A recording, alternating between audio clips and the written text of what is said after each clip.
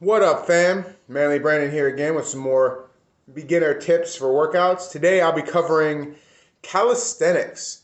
Now, I'm not a scientist or anything like that, and nor am I very smart, but calisthenics are basically body weight exercises, stuff you can do without any real equipment.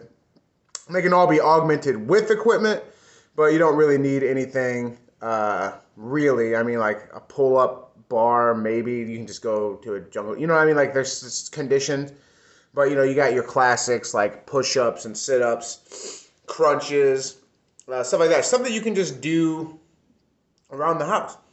And let me tell you, for a while I was doing them around the house. I made some mistakes that I'll go over, and yeah, we'll talk about it. First up, the classic push-up. If you can't do a push-up, knee-ups are great too. It's just a little less percentage body weight. But anything that you're doing is gonna help. So, hit them knee-ups until you can hit them push-ups and then start going to more complicated varieties of push-ups. I'm a huge proponent of calisthenics because sometimes you just don't have equipment. But you don't want to do nothing. So get into your sets of push-ups and sit-ups and stuff like that, and you're good. Now, there's this myth of doing 100 push-ups every day or whatever, and you can. I mean, it's not gonna kill you probably, but also all your muscle growth is done during rest. So if you never give your chest a chance to rest because you're doing push-ups every day, then that's not so good. So, do them, but, give yourself, a day in between. So, do your 100 push-ups or whatever, but, do them, every other day. That's just, a little advice. I was doing them every day, and I was actually doing 250 a day. And I was, not gaining any size, and I was constantly achy, and, I dreaded it. So, if you dread something, you're not going to do it willingly, obviously. So, my advice for that is if you're going to do your 100 push-ups, do them, every other day. And if you're gonna do 250 like me, then make sure you don't try to knock them out all at once. Spread it out, do sets. It's an exercise. You can, you just like weightlifting and everything. You wouldn't just pound out all your sets without a rest. Make sure you get a little rest in there. Now, as for some of my favorite calisthenic working exercises that you can do basically anywhere.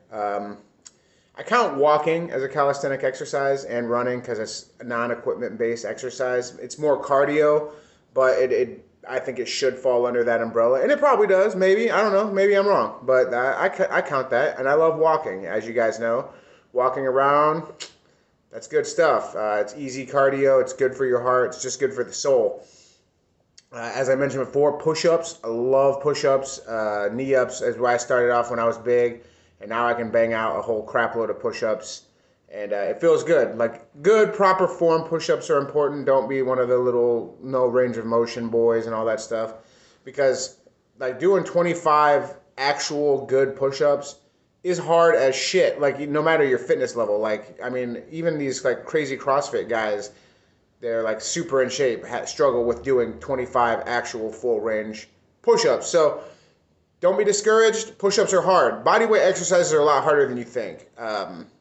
Because when you're moving around that weight, those muscles aren't there to help you, if that makes any sense. When you're lifting and stuff, you're bench pressing more than you are doing push-ups, but sometimes bench press feels easier than push-ups. I don't know how to explain it. Maybe it's a psychological thing. But just keep that in mind. Push-ups, good chest exercise, good tricep activation. They're just good all around. Do them. Sit-ups. I'm a huge believer that abs are made in the kitchen. Or no, they're revealed in the kitchen. But doing sit-ups and stuff like that, it's like a muscle. Work out your abs. Maybe they'll pop out a little bit more. They get stronger, they get bigger. But they will not. It's hard to have abs unless you have the right percentage of body fat. There's some extreme cases that have them. A lot of wrestlers have the roid belly, but they still have six packs on top of it. Eddie Hall, he has a six pack, even though he's 400 pounds. There's our specific cases. Maybe you're one of them, but if you don't want to risk it, then yeah, just do your sit-ups and crunches. I can use them more as a cardiovascular because I can hit way more than 30. There's different variations you can use if you have equipment, but having no equipment, lying flat on the ground, it's good. It's just not going to burn fat in your stomach because you can't target fat loss. So it's just there just because it's another exercise, another movement to do. Pull-ups, like I said, they're definitely calisthenics for sure, but like not everyone has access to a pull-up bar. I have one. I have several actually, and you can just look around for stuff to grab onto and do pull-ups. Oh no, there's a fly. Or chin-ups. So if you can find something like that and safely do them, then go ahead.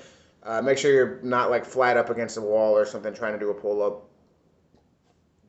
But pull-ups, one of the kings of back exercises. So if you can do them, then fucking do them. Why wouldn't you? Hit them whenever you can. Like chin-ups too. Like I prefer chin-ups because it's more bicep activation and they're easier for me to do. So of course I prefer them. They're easier, but I'm going to get there where I'm going to start loving pull-ups the same. But right now for me, chin-ups are the better option for me because I can do more of them. Like I can do like 5 times as many chin-ups as I can pull-ups. I also like to hit bench dips on like anything, table dips, whatever. If you have something, get down there. Make sure your hand positioning is right. You don't want it to be away. Or you don't want it to be like this, like when you're on there. You want it to be away or to the side because it's something to do with your shoulder rotation, I guess. It's worked for me. But yeah, just hit them bench dips. Go down and get your 90 degrees, pop up. It's a good tricep exercise.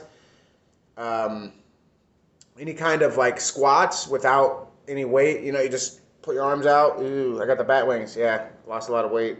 Still haven't filled it out with muscle. One day. Anyway, as you go down and come back up with squats, great for your quads, your hamstrings. Like it's a good workout. Just do a ton of body weight squats. They will smoke you. So don't feel bad about not being able to hit that bar. I know that it's like there's tons of squat variations too, pistol squats, stuff like that. There's tons. You can always have that.